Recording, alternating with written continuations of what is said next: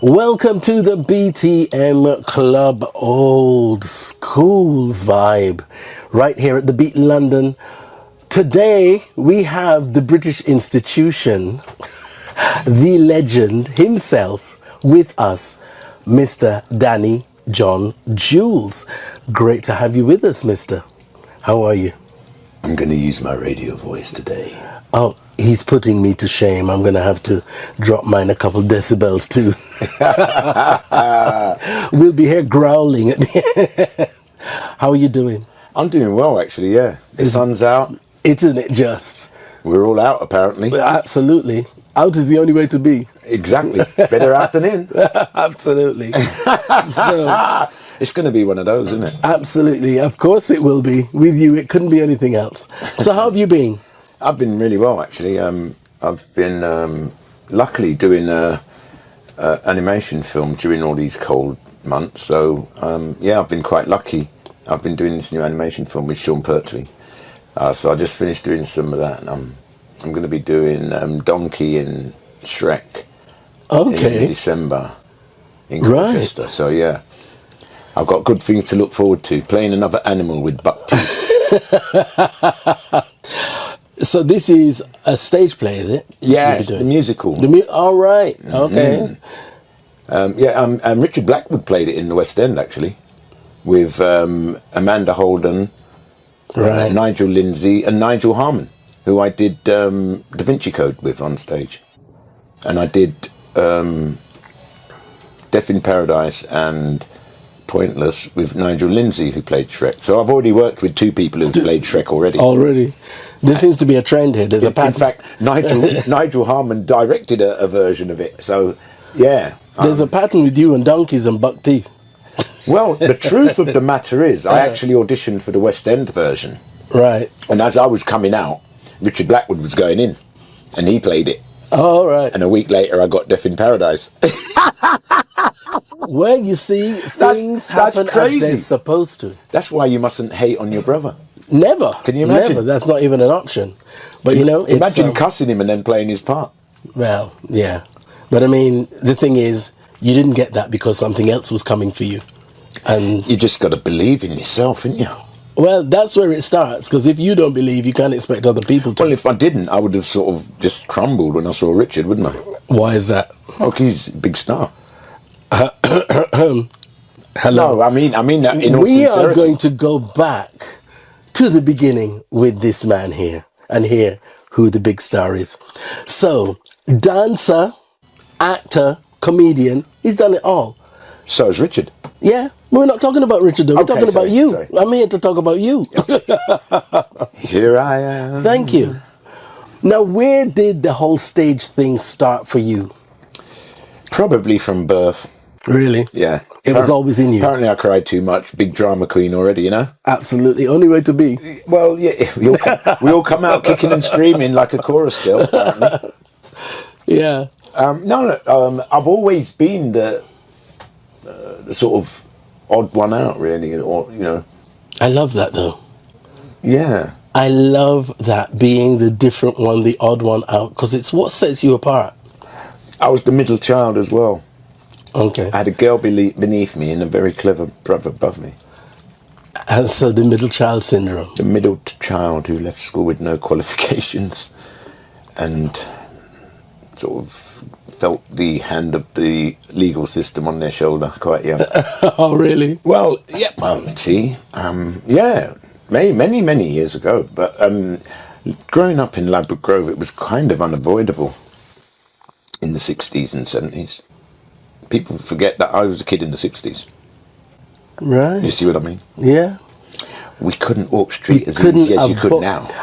You know, you always say this. It's See, those were the days. Time. Those were the days when you was glad to see a black man walking down the street because you would be slightly safer. Because that's where a lot of the riots and stuff happened. That's where the race riots happened in the 50s, in the 50s and 60s, and then of course you had the summer of '76 Notting Hill Carnival riot. Yeah, all on your doorstep because you're at Ladbroke Grove. I was standing there. Yeah.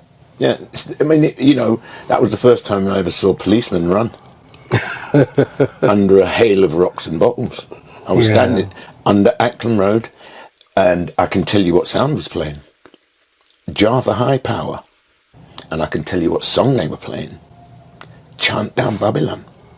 Really? I was standing there, significant. 16 years old, watching it all unfold.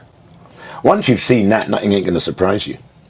Or scare you. Showbiz certainly didn't surprise me, and it certainly didn't scare me. No. Not after you've seen that. So, going into an audition and sort of, doing a bit of shuffle off the buffalo was not going to be taxing as getting home at night without the SPG stopping you. Do you know what I mean? So it kind of it taught you a resilience. Well, it taught you not to believe in fairies. And show business is smoke and mirrors. And that's where people drowned in the sort of the reality now, what we call it. So it's funny they call it reality now, which is so far from the truth that I'm amazed that people swallow it. As the actress said to the bishop. Yeah, but I guess maybe some people do need to swallow it because that's what keeps you guys in business. Do you know what they say? Once bitten, twice shy. But not apparently in show business. Yeah. So you started as a dancer? Well, no. My first job was a movie. Oh, really? 1975. This is my 50th year. And what was the movie? 7 Green Bottles. It was what is now a cult film. I think it was on the BFI website last time I heard. Right. But it was a crime prevention film, actually, made by Scotland Yard. So I actually filmed a scene in Notting Hill Police Station in the cell, and I ended up there for real one day. You were practicing. The actual film was the rehearsal. Yeah, you go and see the film. That cell, I've been in there, for real. The film was the rehearsal for the real thing that was coming later. Well, that was me being stereotypical, wasn't it? Mm-hmm. They say that that's how you're going to end up. And then you do, and then you sort of go, well, I don't want to be obvious to people anymore. So I thought, I just sort of wandered. I did everything different. I was a soul boy. That was different enough in Ladbroke Grove because everybody was reggae. Not that I didn't go to reggae dances. I went to all the clubs as like Metro and the Crypt and all the other clubs, but we just enjoyed soul music. I think that was what set our kind of crew apart. Yeah. Because we had that eclectic edge to us that you could go to a reggae dance or stand up with a sound system, but you were in Global Village, you were in Lyceum, you were in I looked at it that people say they think they're sort of doing it when they've got the best of both worlds. Yeah. Well, we had the best of all worlds. We did. Because I remember watching punk come in. I remember seeing a punk at the Global Village and thinking, what the hell's going on? And then, more and more started appearing. And then it was like, right, we want our own place. And then, then that's when the punk clubs happened. But pretty much, punk bands could only tour with reggae bands and vice versa because, the venues weren't going to let that sort of person and level of... And as I said, there was that eclectic era where a lot of clubs were playing ska, they were playing punk, everything. They were playing reggae, they were playing soul. So I laughed when I kept hearing people talking about diversity. Indeed. Like it had just dropped out of the sky. Oh, diversity. What? Yeah. What? Yeah. What, in a soul club? Diversity. We were just thinking, what are they talking about? Well, yeah. I mean, the thing is, we were living it before it was given a title by people who had absolutely nothing to do with it. Like with all our genres. We were actually living it in real time. Exactly. And then what happens after that, you see, is everything that you wished your children weren't, they became. So basically, hoodies. That was clickbait for a young black man when it first came out in the press. They used to, well, when you saw the word hoodie, it meant black poet. Yeah. Go back and look at the media. And then that's funny because if you looked out the window now, there's more white kids wearing hoodies than black kids. Yeah, so the word hoodie now has not become as criminalised as it was, back in the day. So you've got to see how the media, they put a word out to criminalise you, which in turn legitimises you because their kids start wearing it. You see what I mean? Yeah, but the thing is that I think is the problem with that is they have to start doing it to make it legitimate. No, they have to start and change it. They have to start doing it to control it. Well, yes, because that's the root of it. No, they only legitimise it once they have control of it. Yeah, that's the difference. But when somebody else is doing it, it's dangerous. It's threatening. It's criminal. If you looked at a photograph of all the people who actually signed the contracts in rap music, say, it'd be interesting to see the demographic of that photograph. Yeah, I'm talking boardroom now. Not talking about absolutely. I'm not talking about the people that collect the royalties. I'm talking about the people that give the royalties. Because if you collect $1 million, then I'd start asking questions from then. I know I'm getting ripped off, even if I get $1 million or 10. If I get 10, I know I'm getting ripped off still. If I get 50, I know I'm getting ripped off. Yeah. If I get $1 billion, I know I'm not getting my worth. So it doesn't matter where you go, you ain't getting paid. They're getting paid. Yeah. Yeah. Because if you can afford to pay Dr. Dre $1 billion, imagine how much you've got. and he's a ghetto kid from Compton. Yeah. If you can afford to pay him $1 billion, then how much have you got? I'll give you a perfect example of where people think they are in show business when they're on telly. Right? So you go in England, you're going to do an episode of Casualty, say. £1,000? What would you reckon? I don't know.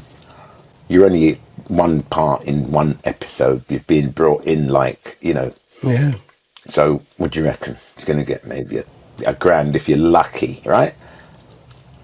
And the 6 actors on Friends were on $1 million an episode. Yeah. And they got that because they went in as a group of 6 people and demanded they get paid their worth. And if you look at the demographic of that show and you see what culture is dominated it, you look at the credits and you look at the names and you'll see the kind of money that community make. Yeah. So if they could afford to pay the cast, just the cast bill, the wages bill for the cast every week was $6 million. A week. A week. A week. And they do about a week. So and they do in America, they maybe do between 15 and 25 episodes a season. So Friends was on for what, I don't know, 20 years, still getting repeated. So how much do you think the producers make? Bosses, right? So you think, wow, $1 million an episode, wow. No. So if they can afford to pay their cast $6 million a week, so how much are they getting paid? So when you say I've made it, no, the guy producing the show's made it. Yeah, the producer, yeah. See what I mean? Yeah. So when you say I'm a millionaire, it's silly because then what happens when you become a millionaire? Do you think you've made it?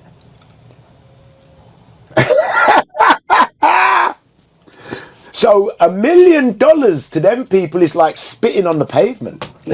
Exactly. It's like spitting on the pavement. Man is dying to get to $1 million. Dying literally to get to $1 million because they think that's it. What you should be thinking of is, did I just produce the best bit of art I could possibly produce? Not how much am I going to get paid? Yeah, but you see, the thing is, at which point does it become the change in thinking? Because when you're first creating something, it's always about your best work, right, and the best you can do. And at which point does it change to be, how much can I make out of this? Right. So let's take the artist Busquet, for instance. His first painting sold for $500. He was broke as a joke. He was literally starving. And with that $500, he took his flatmate, this girl, out for dinner. The first person to buy Biscay art was Blondie. After that, you know who went to get her clutches into him was Madonna. Yeah. Because she always wanted to be Blondie. So Blondie was the first person to buy a Biscay painting. Now, when he painted that painting that he sold to Blondie, go and have a look at how much that painting is worth today. Yet nothing's changed about his art. People's perception towards him has changed towards actually him. Which then, and with him being one of the rock and roll dead, 27, it just elevated his aura, because if you actually look, Andy Warhol got his claws into him, not because he liked him, because he feared him. Yeah. And that's what Warhol did. He also, before Beverly Johnson, if you look it up, there was a black model who was the supermodel before her. Even Beverly Johnson said she'd never heard of her. That's because Andy Warhol had hold of her. Go and Google the documentary about her. Fascinating. What's the name? She's got a Dane. Oh, it's just she thought she was an alien. And those kind of performers are aliens. Michael Jackson ain't from Earth, mate. It's another realm. Nina Simone said of David Bowie, he ain't from here. That's what Nina Simone said about him. Those guys they're not from here. They do stuff that people can't do. And Biscay and Hendrix and all those kids that died, the Viper Loud, all these guys that die at 27, if you look at them, they just got this extraordinary magnetism about them that people just can't do without. River Phoenix. If you look at them all, the 27 Club, if you look at all of those guys, there's something all, sort of out of this world about them. Outerworldly. But even today, Jimi Hendrix sells more records. Michael Jackson sells more records. Bob Marley sells more records than all of those guys who passed away. We didn't really appreciate what we had because we were blinded by show business. But if you actually looked into the art itself, which is what always gets sort of pushed to the side for tabloidism and clicks and fame, and everybody is forgotten about the art. The point of it all is, and they don't focus on the art. That's why we have so much mediocrity out there, because they're not. They're thinking about PR before the record's finished.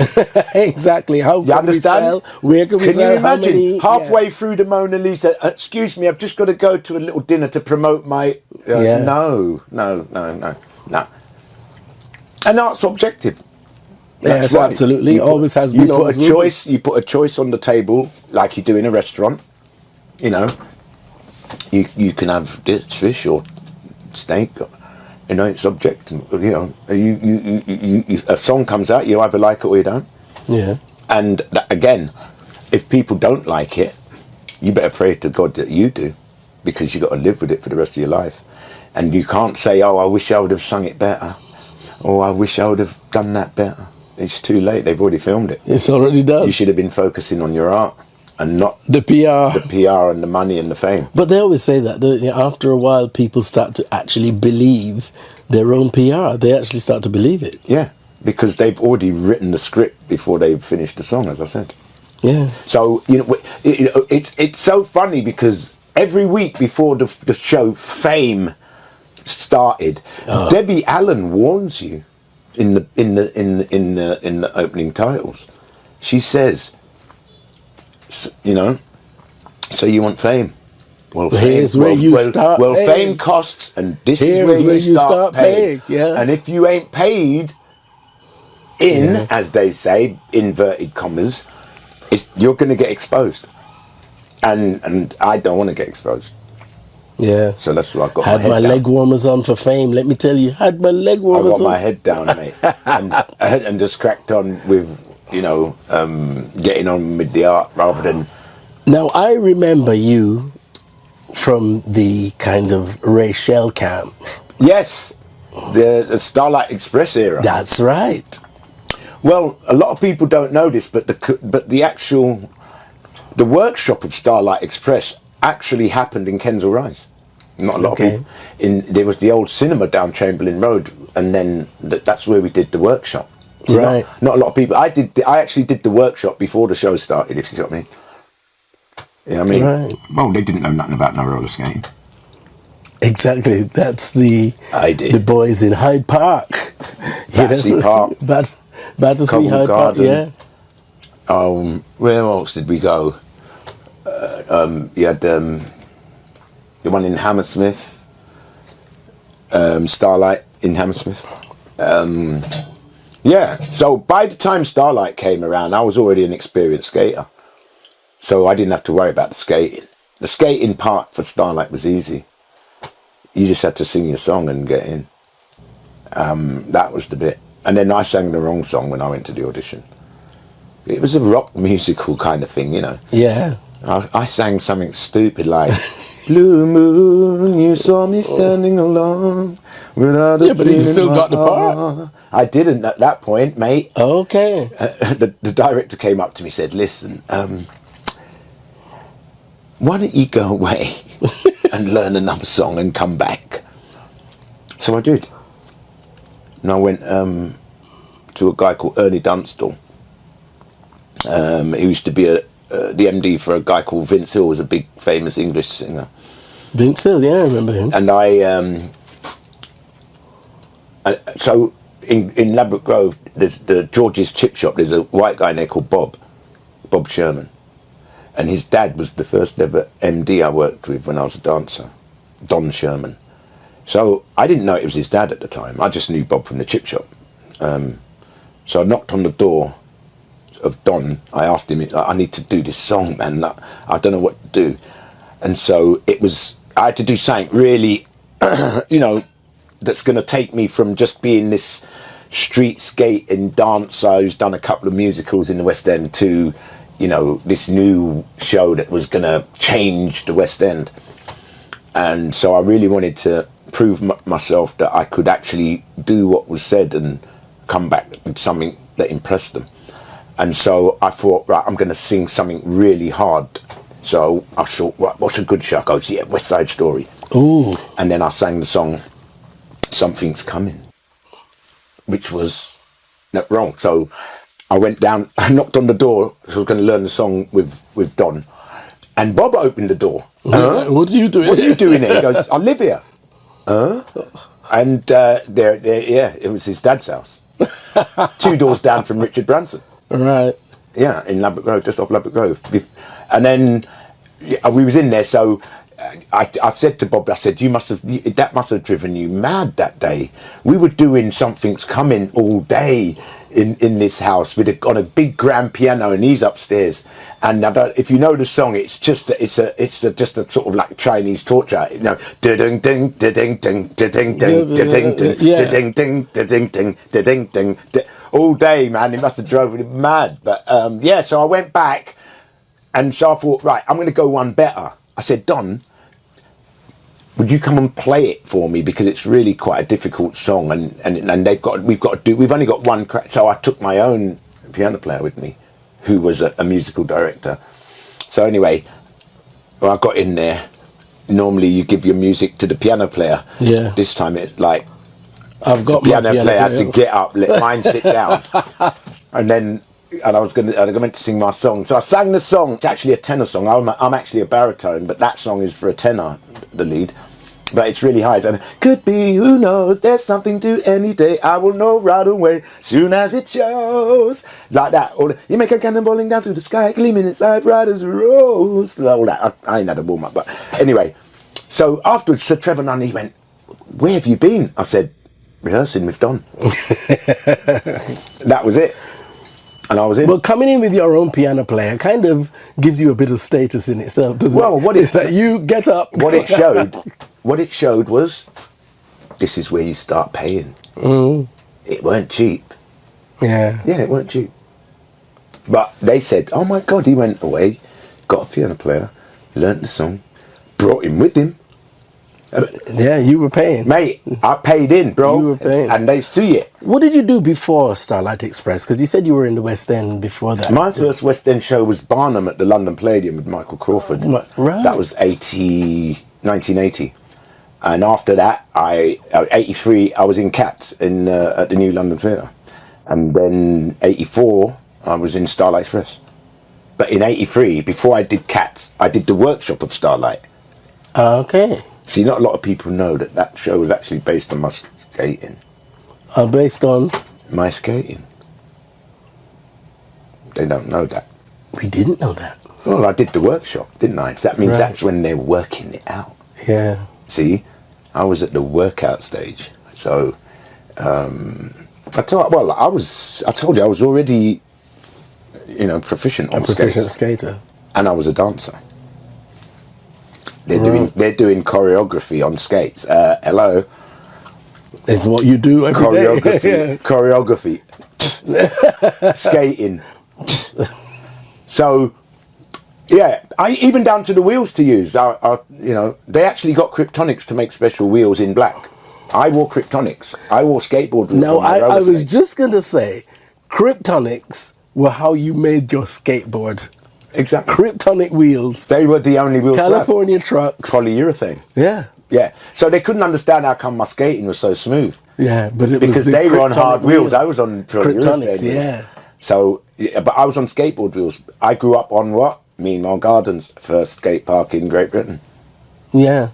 So I knew all about skating, boarding, and I knew about wheels. If you remember, you used to have to go to Slick Willie's in Kensington to get your Correct. Wheels. Right. So Kryptonics only came in pink. If you look at it was like a pinky orangey, fluorescent orange, fluorescent day glow kind of thing. Yeah. Orangey, yeah. And if you look at Starlight, they've got black ones, and that's because they didn't know about Kryptonics. So when I did, because you're Andrew Lloyd Webber, you can get any company. I'll have them in black, please. So that was the first time Kryptonics were out in black for Starlight, especially made for Starlight, through knowing Danny's Wheels, who told them what it's all about. Because I said to them, you got 35 radio mics on stage. How are you going to stop the noise? With the hard only wheels, wheel, the only wheel you Kryptonics, can use. I just told them straight. It's the only wheel you can use. Otherwise, if you put 35 microphones on the stage with 40 people with hard roller skating wheels, the racket from the wheels, you'd hear nobody sing. Yeah. Anyway, I've got a letter from Sir Richard Stilgo telling all of that anyway. And, so I told you, I only talk when I got receipts.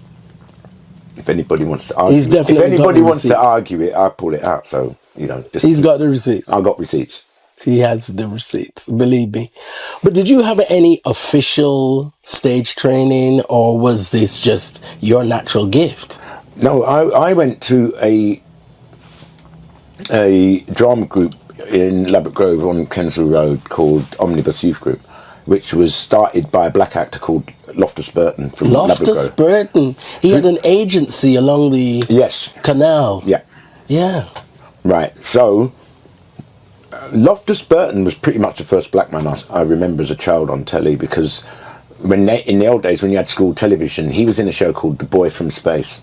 Right. And it was like, it's a black guy. Like, we used to watch it in school. And then I was walking up Portobello Road one day and I saw him, and I went and got his autograph. And so how old was I then? I was still in primary school, so I was under 11. So by the time I was 14, I was at his drama group, having got his autograph when I was a kid. And that was the beginning of my career. Because it was when I was there that I got those little roles like Scum, but I'd already done 7 Green Bottles before I got to the drama group. Right. You see, that's the weird thing. I was just in the right place. This is what I was trying to work out. How did you get into I was walking down the road. I was walking down the road with a guy called Mark Gregory, who's actually in a care home at the moment. He's had a stroke. We're born on the same day, lived on the same street. Little white kid, could dance like a black man, and I was pretty much hang out with him. And we were walking down the road, and the director of this film just so happened to be walking around with a local community worker called Pat Smythe. And we were literally outside a pub called the Percy across the road from Trellick Tower. And we just got talking to Pat Smythe because we knew him as a local community worker. And it was this thing was going, and they were looking for real life children to do this documentary, film about juvenile delinquency. But they didn't want to use actors. They wanted to use real kids from the street. Right. So me and Mark Gregor, and funny enough, the guy whose dad owned the pub, the Percy, we were all in that film. Yeah, that was before. So I just went back to school as normal, and then it wasn't until I left so you school. did the 7 green bottles, then went back to normal school. life. And then came out, and then my first job actually was on Westbourne Park Road on a building site, Carnac bookshop. It was a black bookshop called Carnac House. Okay. Right, that was my first job on a building site at 16. And how hard did you find that, being a star for 1 minute and then going back to hard life? Well, that's what it is. That's showbiz, as they say. Yeah. How many one-hit wonders have you seen in your lifetime? Yeah. They got to go back. Jeff Hurst won the Golden Boot in the World Cup, 1966 England World Cup. After that, he was selling insurance door to door. Yeah. That's how far he got. Even after being the first man to score a hat-trick at Wembley, he went back to. He wasn't involved in football after that. Yeah. He was selling insurance. Yeah, so needs must. Well, it's how the industry looks after you after you've left it. Yes, and a lot of times you hear people saying, I'm a jobbing actor. Don't think that because you've seen me in that one thing that is my entire life until you get to a certain level. Because, I'm a jobbing actor and sometimes I'm not working. And that jobbing actor, back in my day, you still had to go to the Dole office and sign on, even though if you were on telly that night. And man would see you and go, what the fuck are you doing in there? And then because their perception of you being there, they don't realise that by the time they've seen that TV show, you've already spent the money. Yeah. So you're on telly, out of work, in the Dole office. Man said, I saw you on telly last night. But that was filmed a year ago. Yeah. So all of those little things that you have to you got to suck it up. Yes, it's embarrassing. Of course it is. You're on telly and you're at the Dole office. But hey ho, that grounds you when you get your first driver and you're sitting in the back going to a job. Yeah. But also, I'm not stupid enough to think that I can't go back there. Some people get too comfortable in that seat at the back, and then they got to get back their Oyster card out, right? So even when I'm sitting in the back of the seat, Mango still see me on the bus using my Oyster card today because I got a free one. Yes, we're at that stage where we got a free one, suckers. But I have to say, this is why I had to bring this guy in here, because he's one of the most real people. He's always told it as it is. No airs and graces, no, frills. He's always told it as it is. I'm from a generation that told it as it was. Yeah. You're a whatless man. They didn't say, oh, you're kind of not really... no, you're whatless, brother. That's how they talked to you back in the day. Your parents wouldn't... They'd be going straight to the point, innit? It's true. Now, I'm going to whoop you as soon as you get on. And they're going to whoop you. You see? That's what... Man ain't got that today. They got a lot of, yeah, but, no, but, yeah, but, I want to be your friend. I want to be your friend. By the time you get through a conversation nowadays... You don't know what... There's so much grey area, you don't know what to answer. Because you don't get a straight question. And you certainly don't get a straight answer. You mentioned parents. Yeah. How encouraging and supportive were your parents of your chosen career? They had no idea what I was going on with. Because one, I was, I was with a single mother, number one, 3 kids. So there wasn't those kind of conversations. Right. You know what the conversation was? Got to get to work. Yeah. What talk? Right. I've got to get to work, man. My grandmother. And don't let me come and find things in this thing. My grandmother had 3 jobs on Park Lane on 3 different hotels. She'd just go from one to the other every day and still be home by 4. Get food ready for the youth coming home from school, and then my mum coming home from work. All right. The grandmother was the secret to our success.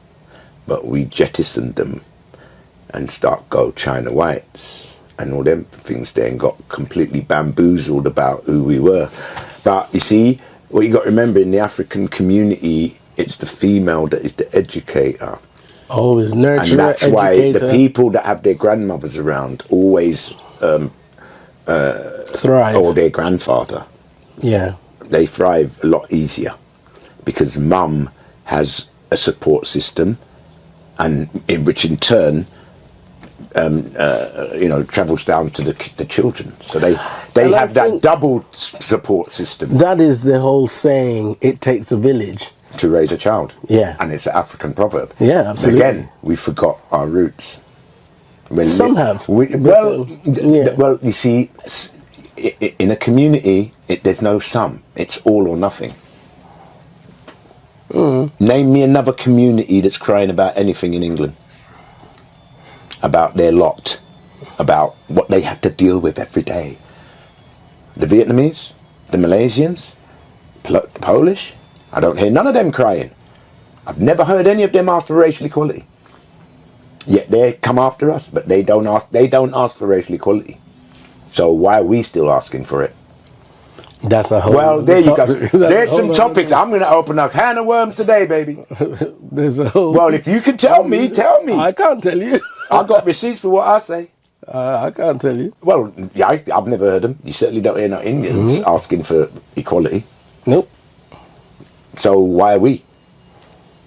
You'd have to ask those who are asking. Grandparents, yeah? You stick tight to your grandparents so that they know the roots more than your mother. They taught your mother the roots. That's right, yeah. So if your grandmother's there, get in your ears, in her mouth, bro. Because they knew what you're going through. You just didn't listen to her stories. Because she would have told you that was what's going to happen. The wisdom, isn't it? Well, they lived it. When my mum came to England, they was throwing Molotov cocktails through black people's window. What don't you get about that? That they don't like you. What don't you get about it? Until they burn another mosque. What's going on? Like they didn't know. I'm surprised that people are surprised, to be honest with you.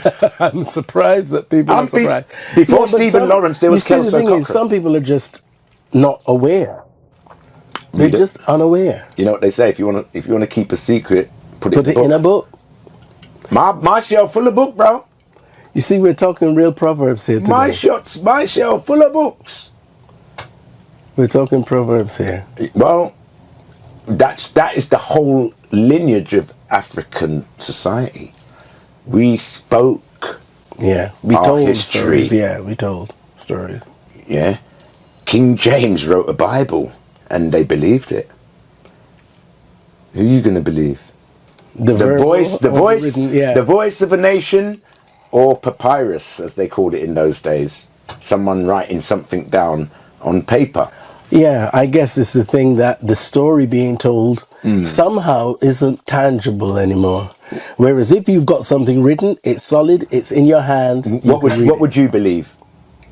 Something that's written on papyrus, or something that's written in stone? Stone, papyrus. Yeah. Stone, I guess. Exactly. So go to Egypt, and then you'll see. Man ain't gonna carve 15 days to write a little few lines in a stone that ain't true. You got to remember, the stone was dug out of the ground. Man made the paper. Bro, I want that fax that was chiseled in the rock, bro.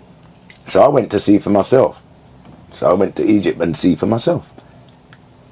Yeah, I've been there a few times. Yeah. So, yeah, and so I'll get the story from the man who lived there, not from the Sun newspaper. Indeed. Yeah, indeed. I'm going to Egypt, get my knowledge. I'll go. You got to travel, bro. Absolutely. I mean, that's a given. The reason why most people think like English people is because seen anything they else. don't go out and speak to other people. Like, how many people go on holiday and go to the sort of just where the normal people live? See, when I went to Abu Dhabi. I went to Abu Dhabi for Christmas. I just got up and went on my own. Really? Just wanted to just get away from England. It was just garbage. I'm listening. I just watched watch the telly for one evening. Just flick channels through the normal channels. Mate, it's mind numbing. It's mind rot. Just listen to the news. Yeah. The bias is so painful. Blatantly. I just don't watch it anymore. I don't watch it anymore. I can't watch it. I cannot watch it. The interviews and it's just ridiculous what the excuses they come up with. So when this whole thing just started recently with Iran, right? They had what they called a Cobra meeting, where everyone gets together. What are we going to do about this? So why didn't they do that for Gaza? Indeed. Well, see, so if you are still surprised at being surprised, then you only got yourself to blame. I ain't surprised. I'm not surprised in any way what's going on. You should have listened to your grandmother. Well, if you had her around to listen to, it makes a big difference, as you said. The biggest rebel in Jamaica was Nanny Maroon, of the Maroons. Yeah? The leader of the rebels in Jamaica was a woman. Absolutely. And Buju Banton's a Maroon, so you just look at Buju, you know. That's a Maroon. There's a difference. Buju Banton's a Maroon. Yeah, different breed. We have them in Dominica, they're called Neg Mawan. Yeah? Black Maroon, Neg Mawan. There's a statue, as you come out the day, they praising up the Maroons in Dominica, and the plaque underneath, you read what it says. Google it later. I've seen it. Right. I've seen it. And they praised the Africans who gave their lives up to, in Dominica. Yeah. Yeah, we still hold the Africans high in status, high esteem. And not only the statues there of Neg Mawan, and what they think about it is on the plaque underneath. So yeah, that's why Dominicans it's the nature island. What's it called? The Island of Rivers, is it? Yes. Yeah, mate. Got a river for every day of the year, innit? And the CEO from here, Ivor Etienne, has just gone to no, he went to St. Lucia, but he's Dominican. He's Dominican as well. Yeah. Yeah, that's my second cousin, Ivor. Ivor's dad renovated my house in Kensal Rise. How about that? Okay. He used to be Steve Wright in the Mornings producer at the BBC. And ran Choice FM. That's right. Yeah. Absolutely. That's my cousin Ivor. Ivor Etienne. We got the other Etiennes in Lambert Grove, Sandra, and then my cousin Sandra Etienne. Yeah. See, this full circle, all connected. You didn't know that? Yes, I did know.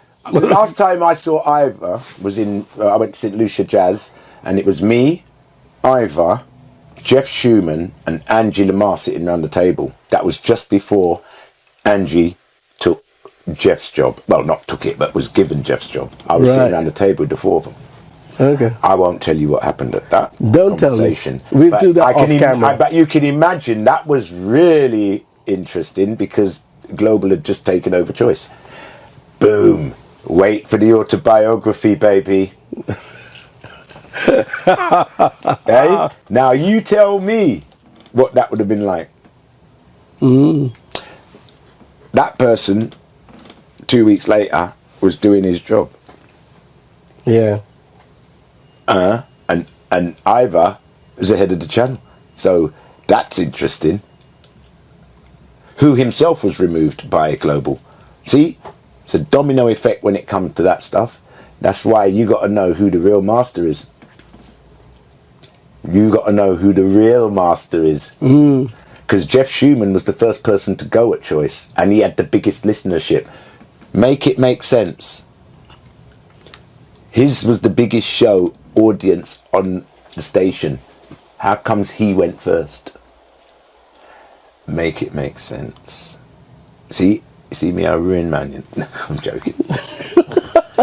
Well, you're talking real things, as I said. Well, no, but we're getting it on camera now. But it's all on the record. It's not nothing. You can go and look at the dates and times of all the timelines. Check the timelines. Yeah. I've told you, I've got receipts. But I want to talk about Danny now, not all these other people. So Danny, Yeah. let's talk about Red Dwarf. How did that come about? Because I love the styling of that. And I have to say, very Morris Day. It reminds me of Morris Day. There was many characters involved in the creation of that character. Well, I was already in a West End show at the time. I was in Time at the Dominion with Cliff Richard. And so I already had a job. And so this audition came up, and I read the script, and I thought, wow, this is sort of bizarre, man. So I went to the audition. I didn't even know I had the wrong time. I had the wrong time. So I went to the audition, which was, again, in West London, just up there, White City. And so I walked in. Was it at the BBC? Yeah. So it was all, they were all sitting there, the line of producers, writers, sitting there. So I came in, unbeknown to me, that I was actually half an hour late. And I was the first person being seen. And I was half an hour late. So I didn't know that. So I walked in, never apologised, nothing, just walked in, what's happening. I did one run of the scene. The producer, Paul Jackson, just sort of, right, thank you. See, I said, well, I just got here. He said, mate, you're half an hour late. So, and I was the first person to audition. So where were the rest? What was that about? No, because everybody's got times, isn't they? Oh, right. Okay. You were half an hour late for your time, you mean? But I was the first one in. Right. Okay. So that means that there was two people that should have been in by then. So I don't know what they did, if they held everyone up. I don't know. All I know is I got the job. And they told me, they said, I said, oh man, he said, do you know, he said, as soon as you did your audition, we already knew that we wanted you. And he said, the only problem was we had to sit there for 2 days and audition everybody else. Yeah, to make it official, isn't it? So, but again, we would never know that until the person told you. So, we'll let you know. Well, then what I was doing, I was filming Red Dwarf in the day and then going to the theatre at night. Yeah. So I had 2 jobs then. Yeah, so that was, yeah. And the creation of the cat was very simple because I wore a zoot suit to the audition, which was my dad's old wedding suit. And the pink suit of the cat is an exact copy of that suit that I wore to the audition. Your dad's suit? Yeah. Well, when last did you see a suit like that? Zoot suit. Yeah, but with long jacket. When last did you see a suit like that? On Red Dwarf. Exactly. I didn't go for what was in at the time. Because if you look at all the what I call the catty characters, and you mentioned one of them, Morris Day. Yeah. Right. So Morris Day, I can tell you every character that is a part of the cat. Cab Calloway, James Brown, which is obvious. I mean, if you can't see James Brown in that character, then you're sleeping. Little Richard, if you can't see Little Richard in that character, you're sleeping. Chuck Berry, Screaming Jay Hawkins, Prince, Morris Day, and Richard Pryor. Richard Pryor's the rhythm of his language and his facial expressions. Now, Richard Pryor. All the influences. All the catty characters. And most of them were paracats. And the thing is, actually, yes, Cab Calloway, the zoot suit. Heidi, Heidi, Heidi, Heidi. The... The laugh, the smile, the feline. Oh, about Minnie the Moocher. She's a real hoochie coocher. All that. You see, that's catty. Yeah. Like the Pink Panther. That's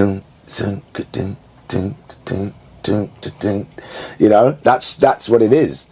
And if you listen, I mean, what babaloo bop, love bam funk, got a car named Daisy. She almost drive me crazy. Got a girl named Daisy. See? Yeah. That's who they are. Cats. Wow! James Brown. I feel good. I did that number in Soul Train, the musical. Beginning second act. How do you get to that though? That's not my background. I'm not a Southern Baptist church going gospel singer. But if you want to play that part, you better go learn it. Yeah. You do your research. And this is where you start paying. Yeah. It always goes back to that, though, doesn't it? This is where you start paying. It ain't easy to get your voice up there. I've got a bass voice, right? So to get up there, bro, you got to work. This is my talking voice, yeah. So, but because of all those years of doing musical theatre, in singing you have three voices. You have what's known as your chest voice, which is this. So really I'd be singing down here. And then you got your middle voice. So when you get to the what you call your break, then you have to work that middle part so you can smooth the break out. And then you get to what they call the falsetto, which is what they call the high voice. So then the idea, the people that have those great ranges, there's no break, like Mariah Carey, Patti LaBelle. There's no break. Yeah. They just go where they want to go. Whereas you've got to stay within your range. Yeah, most singers are handicapped by their range. I'm only ever going to sing bass in the chorus. So how do you got to get that voice, stretch it up. So out of all the tenors out there, you remember the three tenors, right? Yeah, of course. Pavarotti, natural. Placido Domingo, natural. Carrera, a baritone who forced himself up to tenor. Yeah? Yeah. So this is where he started paying. Because he's the smallest as well, isn't he? Yeah. If you look at Carreras, when he sings his high notes, he goes up on tiptoe. Yeah. Like Nesodoma. Like he's trying to reach the note. He's up there, he goes on tiptoe. Yeah. Yeah, man, that's you know, so out of all of them three, Carreras worked the hardest. Pavarotti's dad was a singer, you know, but, you know, Carreras worked the hardest. And if you want to go and see where he loses it, Bernstein doing the operatic version of West Side Story, and Carreras has got to sing Maria, and he gets it wrong. And he gets it wrong at the end of the session, and Bernstein's pissed off because they got to come back and do it again. And he said, Bernstein goes to him, what's the problem? Everybody knows this song. He's talking to one of the greatest opera singers in the world. Bernstein's like, what's the problem? You know, he wrote West Side Story, and he's an opera man, so, you know, he was best of both worlds. Yeah. But Maria is a very difficult song. It's a very difficult song, you know. It is. The most beautiful sound I ever heard. Maria, Maria, Maria, Maria. See, how many Marias do you sing? God knows. See, but you just sing it, didn't you? Yeah, because you know the song. But all the beautiful sounds of the world in a single word. Maria, Maria, Maria, Maria, Maria. I just met a girl named Maria, and suddenly that name will never be the same to me. Maria, I just kissed a girl named Maria, and suddenly I found how wonderful a sound can be. Maria, say it loud and there's music playing. Say it soft and it's almost like praying. Maria. In real time. So anyway, with no warm up. No warm up. No warm up. Just in real time. You got to be able to knock it out there and then. Anytime. And what is it in fame? Let's do the show right here. But you see, you've got to be not scared to go over the edge of the cliff. I think that's what keeps most people back, though, isn't it? Yeah, you got to hit that note, and you got to go over the edge of the cliff. And you know, I'm referring to not just that. It's but just life in general. Yeah, they get to the edge and go, oh, but yeah. By the time you've asked your questions, you know, Marlon Brando's jumped off. Yeah. James Dean's jumped off. While you're dithering on the edge, those that make it really have already jumped off. Yeah. Yeah, they've all jumped off, mate. They're not playing. Tom Cruise has definitely jumped off. Genius. Right. He gets talking. He's just doing it. Doing it. Yeah, ain't nothing to it but just to do it. Yeah, absolutely. What's the Nike logo? Just do it. Just do it. Hello? The messages are all there, bro. Just do it. They're wearing it. They still don't get it. Right. So let's hear about Death in Paradise. Yeah. Oh, Death in Paradise. As I said, it was after my my Shrek knockback. Yeah, you crack on, don't you? Next, I did 4 auditions for Death in Paradise. Oh, really? Yeah, I only did 1 for Shrek. I did 4 for Death in Paradise. No one's giving you work out there, mate. Yeah, I mean, It's a fight. this is where you start paying. It's a At fight. the 4 auditions. Still costs money to get there. If you've got to have childcare or whatever, nothing comes free. You've got to get to that audition 4 times. You know, if you're not working, it's all money that you could spend elsewhere. But yeah, but it's the prospect of what of could work. come. Yeah, That's if you're, people that if you said to someone that didn't want to work in menial work, do you want a job in show business? They'd say yeah. So that doesn't mean they're lazy. It just means they're particular about what they think they should be doing. So, yeah. Yeah, but which is a very different thing from what you're actually really capable of doing, because a lot of people want to be in show business. They want to be, but then when they see the work it takes, it's a different attitude, because they see the finished product. They see you on stage skating round. They see you on TV doing whatever. They have no idea what went before to get you to where you're finally being seen. Well, for instance, roller skating, it meant going roller skating. And I went roller skating a lot. It costs money to go in. Skates cost money. Nothing's free. But like even with music, musicians, vocalists, whatever, you see the finished product, and they think that it's a one-hit wonder, that they just arrived there. No, you didn't see them doing the dirty men's clubs. And well, my day started breaststroking a mile in the pool when I was dancing. Yeah, that was the beginning of my day for years. Nothing better to help with your breathing. By that time, I'd done a class maybe in the afternoon and then gone to the theatre. Were you on the Charles Organs, boys? Of course I was. That's what I remember. Of course I was. Oki. Why wouldn't you go to the best? Yeah. If there's a better teacher that can teach you or prepare you for the sewage that comes your way, then Charles Organs is the man. He's the man. Because he's, again, it tells it like it is, and it gets people. The first time I met Charles Organs, he turned me down 5 times. I auditioned for Bubbling Brown Sugar 5 times, and he turned me down 5 times. So we became very good friends, though. All right. So yeah, the guy that said you're not good enough 5 times in a row became your friend. Because why? Because he didn't just say you're not good enough. He said you're not good enough. Go away and work on this, that, and that. Yeah. You come back, and he says, right, now go and work on that.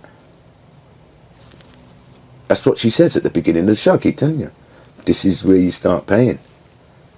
Every time you hear no, and you're going to hear no a lot. A lot. And people don't like hearing no. It breaks most people, but to man like, Brandon, the Washingtons, just drive them harder.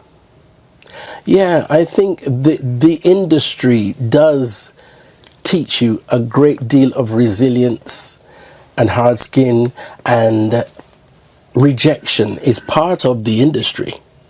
Yeah, and with that, a lot of it, they don't.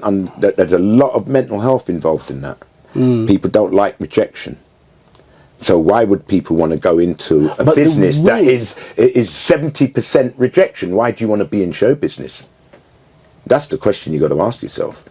Because I remember a white guy said to me one time, he said, people always ask me, how'd you get into show business? And his answer was, unless there's nothing else in the world you want to do, stay away from it.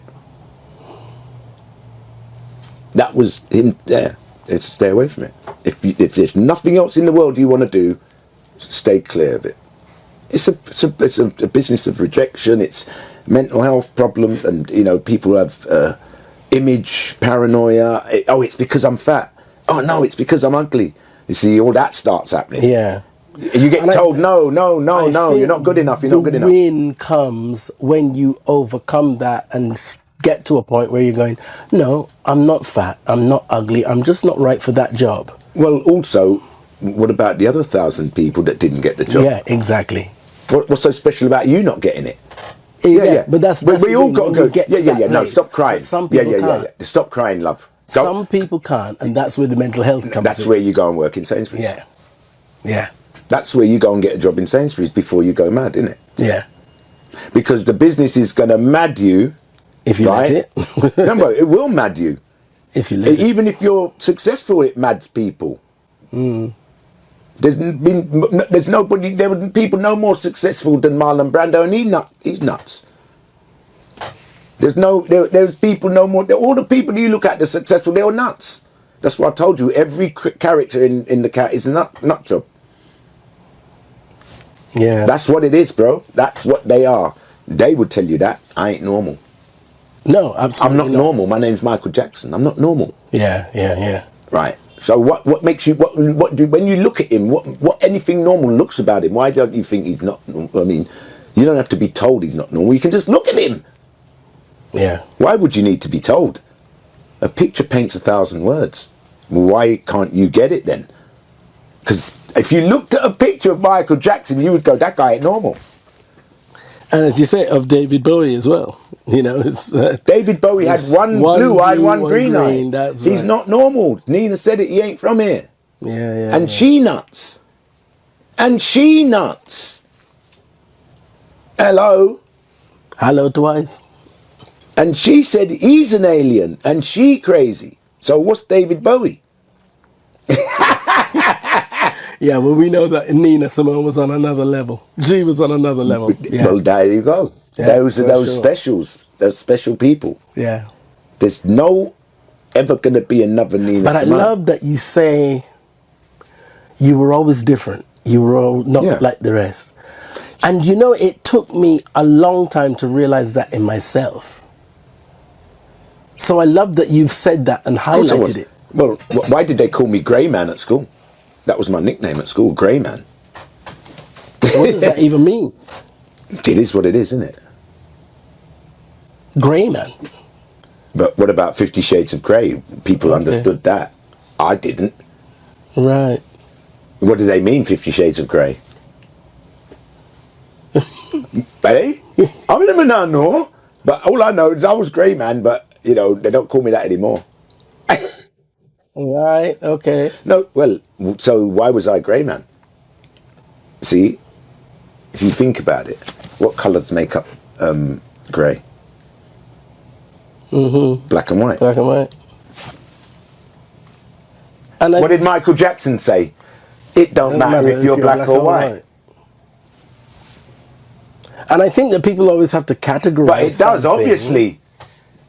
I think people have to categorize things. They have to categorize people. Well, people, things. And you know why they do that? They don't understand.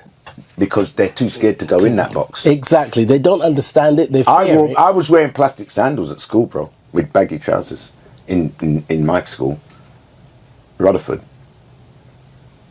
Yeah. Yeah. Yeah, in the 70s. I left school at 76. I was wearing plastic sandals before then to school. Yeah. Wait. Bro, I had my first pair of diamond studs 1981.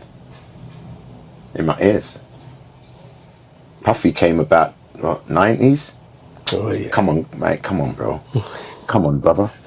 Always ahead of his time. Come on, bro. Always ahead of his time. I could tell you bought them for me. My neighbour across the street. Mary French. Yeah. Anybody in Lubbock goes from Goulburn that mention that name, Road. they'll know exactly the family I'm talking about.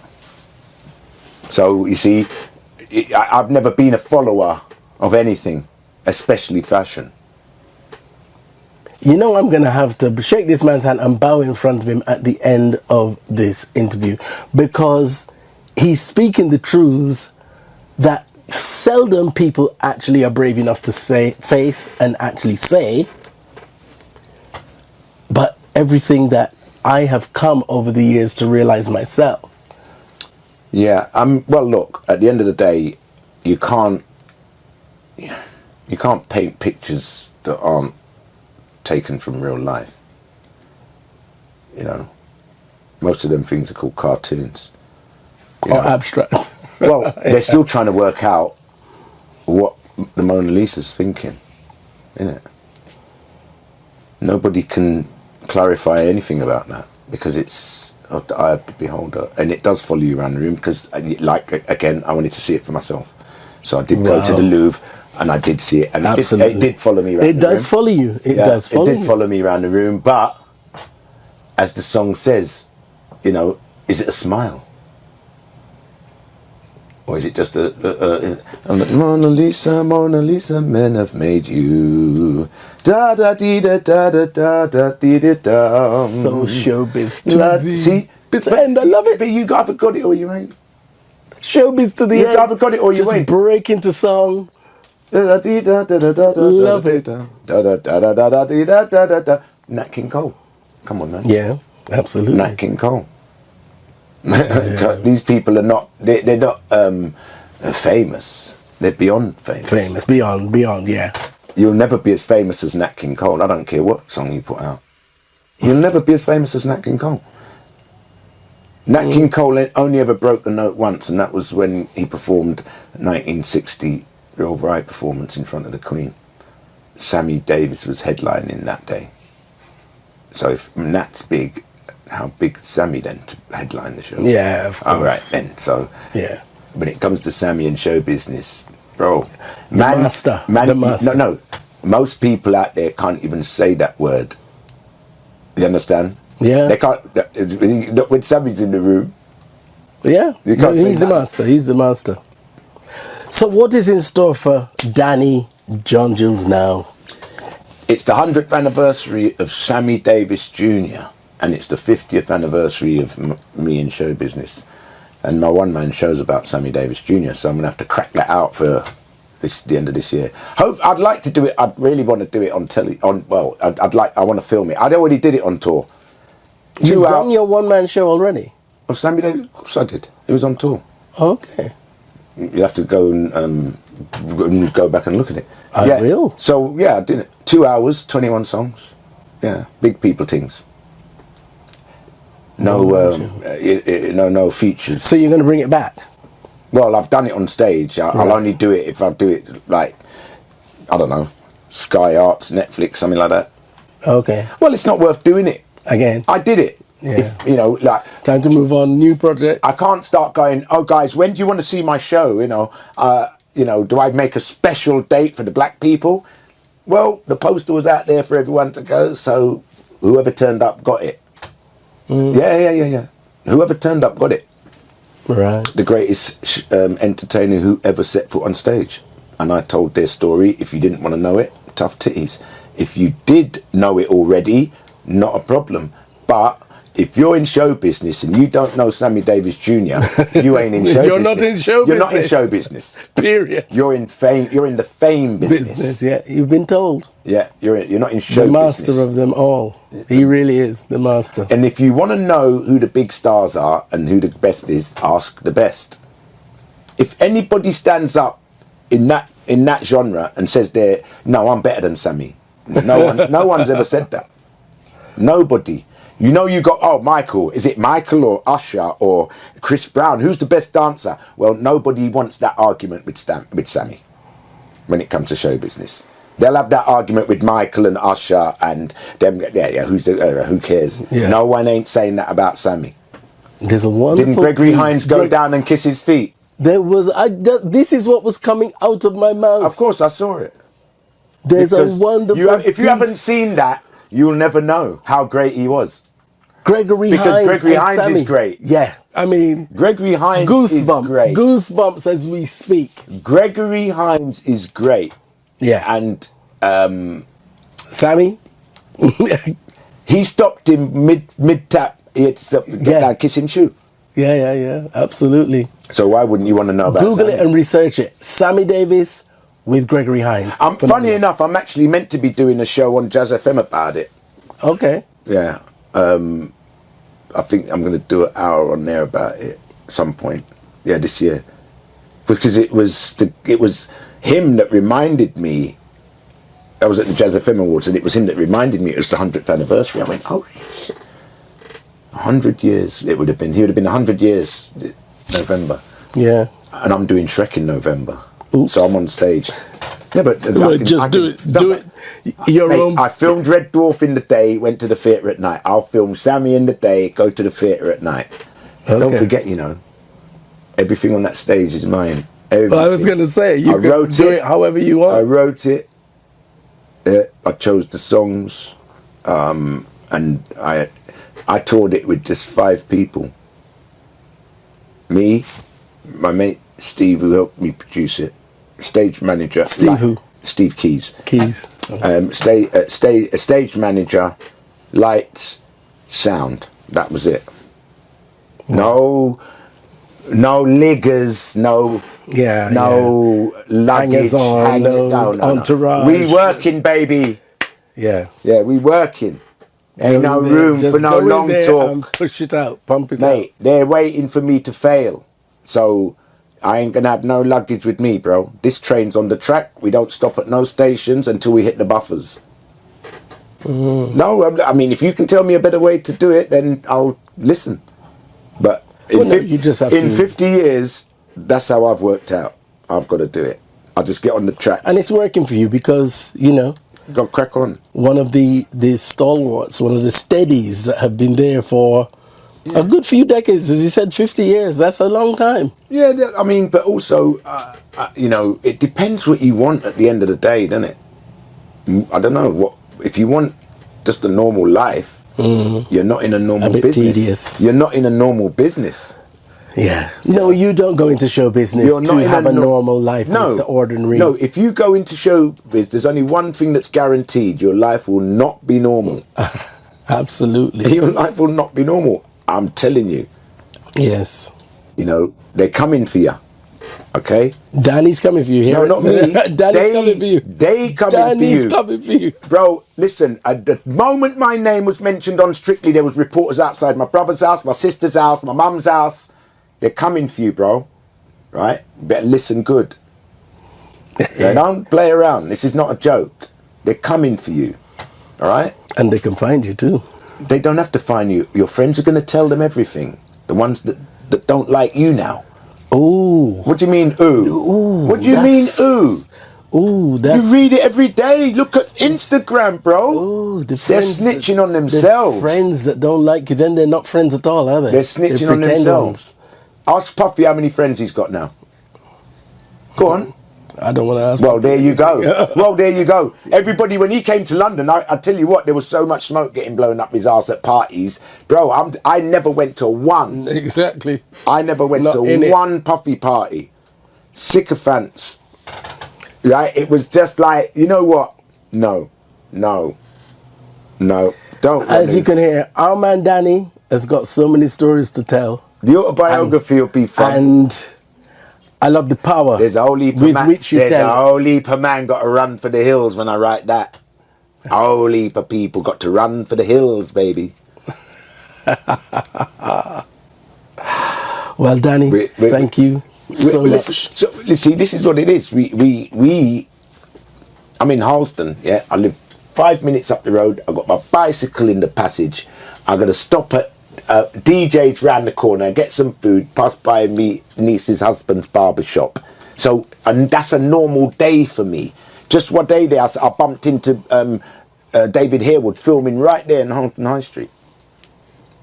Not long ago, I was at the library listening to Ray Farron do a talk. I didn't see anyone else from the business there. It was only Harlesden locals and me and Ray. Well, I was in the audience, but, I went to hear him. See? He played my brother in Red Dwarf, man. Yes. See? So we're just living that normal life that we have always lived, even because he went to a little drama group as well around here in Harlesden. And I went to mine in Ladbroke Grove, where I'm from. Mate, everybody had a choice. They could have gone. Yeah. The first time I went with a friend of mine. I was following someone, and they didn't go back, and I kept going. Everybody's got a choice. And I think that was Ray's kind of journey as well. It was our journey is the same, and there was all his old school friends in there, talking about we used to go there, we used to go there. So you see, my first job was in the Isle of Wight. All my friends got on a ferry to the Isle of Wight to see me in my first show. Yeah, I will see those guys tonight. 50 years later, I'm going to see them. But that's exactly how I'm going to see those same guys tonight. And you know what I'm going to do? When I'm with them, I'm going to take pictures, send it to you. So I'm going to leave there. You're going to see me in the same clothes. That was me banging my hand on the table, not Barry's stomach. No, okay. I'm not hungry. Right. Yeah. So, just to show you that that's a normal day. I could take photographs of when I leave here at every point, and you'll see what I say. It's not just talk. As I said, very real. He's one of them. Why would I want to be? Yeah, but some people are. What I mean? It does come with the industry as well. Do you think I couldn't be living in Chelsea? Exactly. I could be living in Chelsea. I could be living in Buckinghamshire. I could be living anywhere. But where am I going to live? Any man, no matter where you're going to live where you feel comfortable. Yeah. And why wouldn't you? Absolutely. That's what you worked for, wasn't it? To be comfortable. To be comfortable in life. So if you think comfortable is moving to the Cotswolds, but it's the perception, isn't I don't it? And know. some people fall for it. Each people are different. Yeah. Listen. Have I got a house in the country? Has Craig? Has Robert? Have the English people? They do that as a matter of course. They've all got a house in the country in Trappist. All the English people have got the house in the country. And their place in London. Chris Barry's got a flat in Ladbroke Grove and a 6-acre farm in the country. Craig's house is in Cheshire. Robert Llewellyn's is in the Cotswolds and a flat in Bayswater. So I'm living, sort of quite a meagre life compared to those guys. Craig got indoor swimming pool. I'm living a frugal life compared to these lovies. You see, but it's what's important to you, isn't it? I don't want to live in Cheshire. I don't know no one in Cheshire. Why would I go to Cheshire? Yeah, your community is very important to you. Yeah, it's very important to you. Craig's a Liverpudlian living in Manchester or Cheshire, So it's wherever I lay my hat is the term, and I've always been most comfortable in West London. In your area, yeah. In West London. Why? And there's a simple reason for that, because I know I know the way the land lies. You know the territory. Yeah, you know where the land lies, and you know who the liars are. So I'm joking, but you know where the land lies, and you know who the liars are. But no, I mean that with with love. Because what do you think? You think I didn't grow up around the same man then? Yeah. What did I just close my eyes and pretend I didn't see stuff? No, I knew who was doing what. Of course, I'm just like everybody else, and if you hear it, what do you think I don't hear it? Well, you think I don't hear it. I ain't got ears. So you heard it, but you don't think I heard it. Okay. So I don't understand why I wouldn't know what's happening in my area, because again, it takes a village, doesn't it? Mm-hmm. And community. Yeah. And there's nothing like it. Community, there's nothing like it. I don't care where you go. Where you go to lay your hat, are you part of the community? That's what you got to ask yourself. Because that's an expensive house to be in a place where you're not part of the community. When you put it like that, absolutely. I ain't paying 10 million to be on the outskirts of nothing.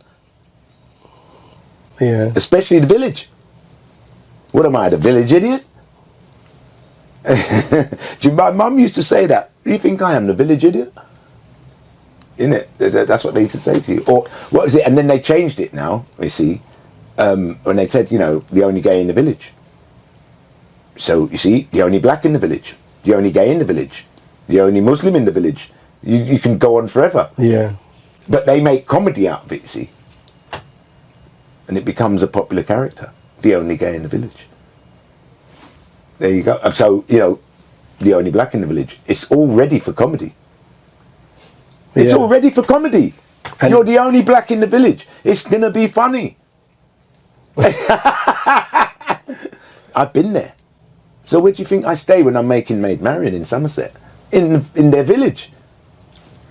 So I'm there for 3 months. I'm part of the community now. You know, I go to Butlins like everyone else for a drink.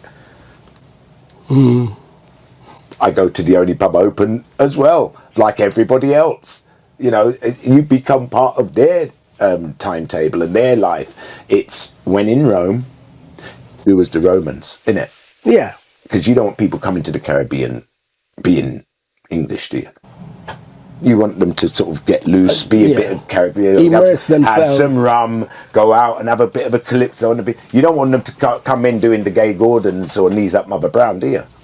You know, you're not. Yeah, immerse themselves in the Yeah, culture of what's going on. Yeah, of course, but that's what you're supposed to do, innit? You go and learn about their culture, not go to Spain try and say, don't they have not full try English? not to try to teach them your culture. Yeah. You see, you've got to be gracious. That's what I've been, and you mentioned Morris Day.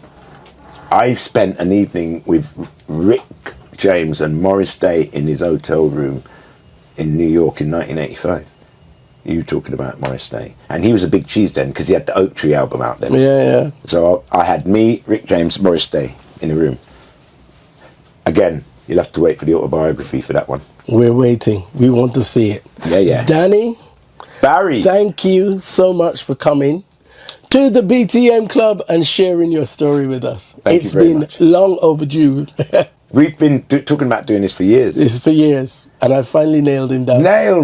Nailed to the cross. It wasn't that bad, was it? My cross to bear.